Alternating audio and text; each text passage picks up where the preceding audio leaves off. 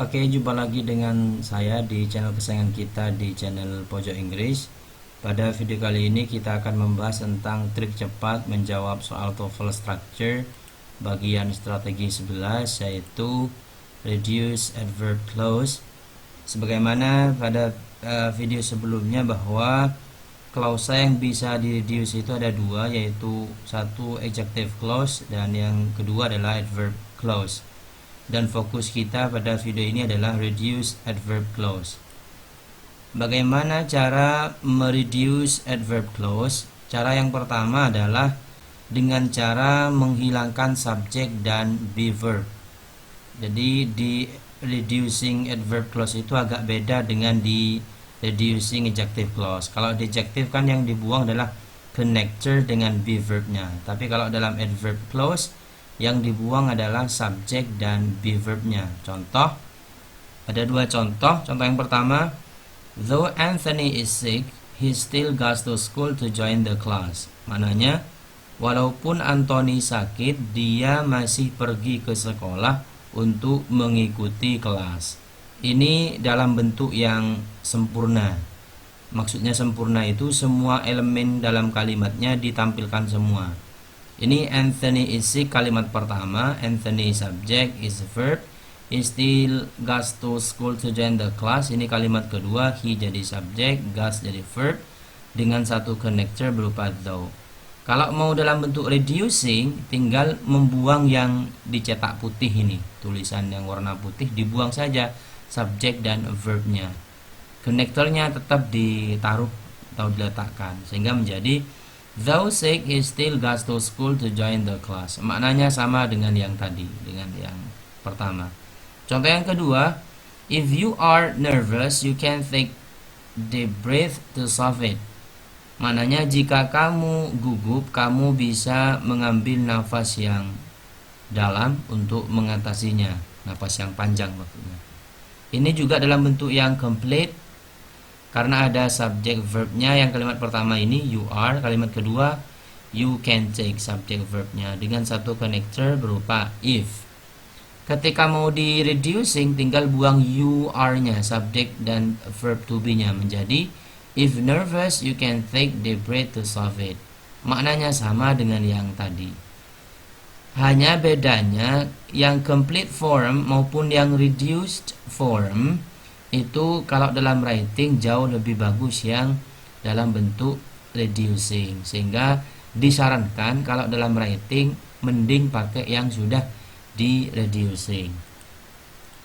Kemudian cara mereduce adverb clause yang kedua, kalau adverb clause-nya tidak terdiri dari be verb, ya sama dengan di adjective clause. Kalau clause-nya tidak terdiri dari be verb, masih mungkin bagi kita untuk menampilkan adverb clause dalam bentuk reduce dengan catatan hilangkan subjeknya tetap dibuang, konektornya tetap diletakkan dan ganti verbnya dengan verb ing.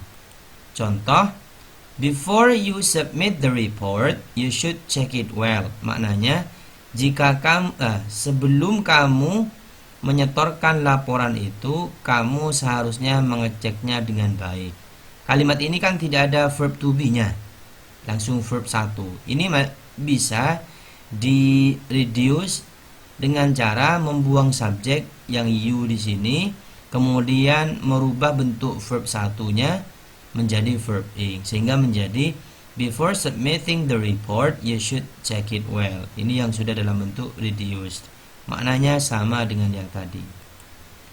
Berikutnya catatan, perlu dicatat bahwa tidak semua adverb clause bisa di reduce. Jadi tidak semua adverb clause itu bisa di reduce. Sama dengan di adjective kan gak semuanya bisa di reduce.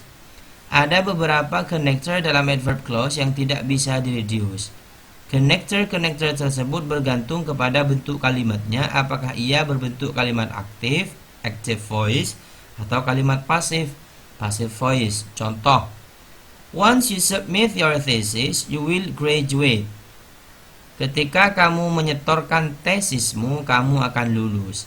Kalimat ini tidak bisa direduce, cannot be reduced. Kenapa? Karena bentuknya aktif. Ya, jadi once Kalau connector once dalam bentuk kalimat aktif, dia tidak bisa di-reduce. Dia hanya bisa di-reduce kalau sudah dalam bentuk kalimat pasif. Contoh yang ini. Once it is submitted, your thesis will be reviewed. Ketika ia disetorkan, tesismu akan dinilai. Ini bisa di-reduce menjadi dalam ketika di-reduce ini tinggal membuang subjek dan verb to be-nya ini, sehingga menjadi once submitted, begitu ya. Jadi it dan is-nya dibuang menjadi once submitted your thesis will be reviewed. Ini bisa di-reduce karena bentuknya yang pasif. Tapi kalau yang ini tidak bisa, ya, karena bentuknya aktif. Bagaimana cara kita mengetahui connector yang bisa di-reduce maupun yang tidak? Perhatikan tabel berikut ini ya. Ini ada connector yang bisa di-reduce baik dalam bentuk aktif maupun dalam bentuk pasif. Ada time, condition, contrast, ada place, manner. Kalau after, before, since, dan while itu hanya bisa di-reduce kalau dalam bentuk aktif, ya. Sementara once, until, when, dan whenever bisa di-reduce hanya dalam bentuk kalimat pasif, ya. Jadi diingat-ingat ini. Tapi kalau if, unless, dan whether itu bisa dalam kedua-duanya, baik aktif maupun pasif, ya. Bisa kedua-duanya, nyagang istilahnya ini. Sama dengan although dan though, ya, sama juga bisa di-reduce baik dalam bentuk aktif maupun dalam bentuk pasif. Kalau wherever dan where kemudian as hanya bisa dalam bentuk pasif, tidak dalam bentuk aktif. Itu saja barangkali, semoga bermanfaat. Kalau ada pertanyaan silakan tanyakan di kolom komentar, insya Allah akan saya jawab semampunya. Terima kasih, sampai jumpa di video berikutnya. Nanti video yang setelah ini akan membahas tentang soal dan pembahasan materi reduced adverb clause.